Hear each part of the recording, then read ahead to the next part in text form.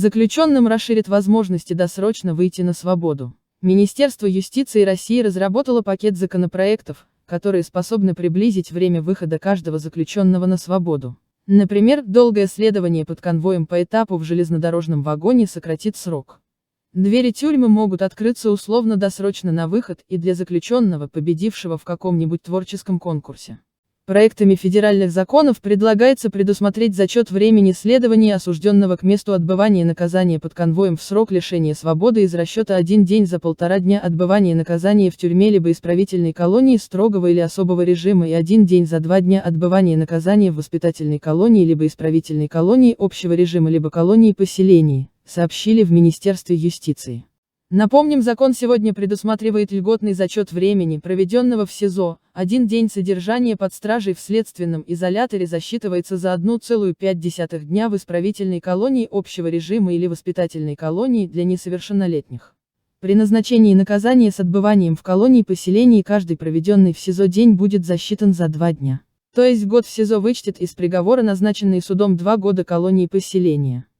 Льготные коэффициенты не распространяются на некоторые категории осужденных, в том числе тех, кто направлен в колонии строгого режима. Такая система была введена потому, что условия содержания в следственных изоляторах разительно отличаются от жизни в колониях.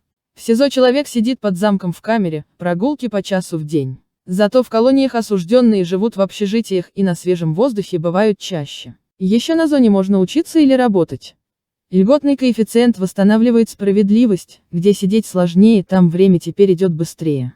Если осужденный активно участвовал в творческих конкурсах в колонии, например, театральных или песенных, суд это учтет при решении вопроса об условно-досрочном освобождении заключенного. Однако в тех же вагонах для перевозки заключенных неудобств еще больше, чем в камерах СИЗО, поэтому и появилось предложение засчитывать по льготной шкале и время в пути. Чем дольше дорога, тем короче будет срок. Кроме того, предлагается ввести новый вид поощрения, осужденных смогут отпускать на концерты и стадионы вне колоний. Правда, выйдут в свет заключенные только в сопровождении гражданина-начальника. Впрочем, праздника это не испортит. В качестве одного из оснований для такого поощрения осужденных предлагается определить занятие ими призовых мест в различного рода конкурсах. Для призеров конкурсов может быть установлено поощрение в виде просмотра дополнительных кинофильмов и видеофильмов не реже 2 раз в неделю в течение месяца.